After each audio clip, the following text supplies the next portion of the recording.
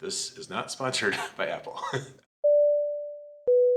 If you are a nervous flyer, you are not alone. 33 to 40% of people are scared to fly. So if you're part of that group, I want to give you 5 tips to make your next trip a little more comfortable. Tip number 1, arrive early, because there's no need to be rushed when you get to the airport. If your bag is a couple pounds overweight or the line at security is longer than you expected, that's only going to increase your anxiety.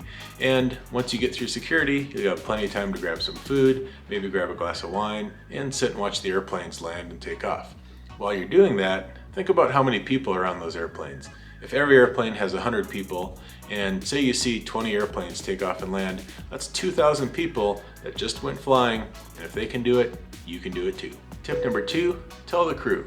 If you're nervous about flying, tell the flight attendants, and maybe even ask to go up and talk to the pilots. If you can put a face to who's flying your airplane, sometimes that can ease your anxiety. And just remember, pilots want to get home to their families just as much as you do. Tip number 3, turbulence. A lot of anxiety can stem from a previous flight where there was really bad turbulence or the turbulence you're currently in. And I'd like to tell you, the airplane cannot just fall out of the sky because it's too turbulent. Airplanes have been designed by structural engineers to penetrate really severe turbulence, and we have special training, we have speeds that we fly at to go through bad turbulence. So if you hear the engines spool down a little bit when we're going through some turbulence, that's because we're slowing down to our turbulence penetration speed.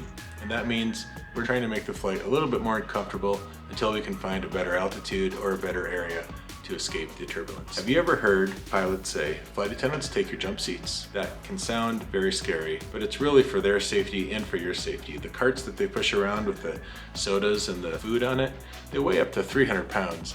And you don't want one of those flying up into the air and landing on you, because that could cause some serious injuries. So if you're in bad turbulence, keep your seatbelt on, but know that the wings are not going to fall off the airplane. And if you're worried about dying in a plane crash, the odds of dying in a plane crash are 1 in 11 million. The odds of dying in a car crash are, get this, 1 in 103, which makes me never want to drive ever again. Tip number 4, training. Pilots and flight attendants spend countless hours training emergencies. How to open the door, how to evacuate the airplane, even how to fly around on one engine. Did you know that we can lose an engine as soon as we take off and fly around all day and come back and land very safely? That literally wouldn't raise our heart rate, and you can rest assured that in the event of an emergency, we've got everything under control. Finally, tip number 5, distractions. Bring distractions. Don't count on the airplane's entertainment system to be working. Bring movies on your iPad, bring movies on your iPhone, bring movies on your MacBook. This is not sponsored by Apple. Bring books, bring knitting needles, bring crossword puzzles, bring noise-canceling headphones, bring an eye mask, and if all else fails, start talking to the person next to you. I hope this helps you plan your next trip and go somewhere awesome. You deserve it. Have a great day. We'll see you on board.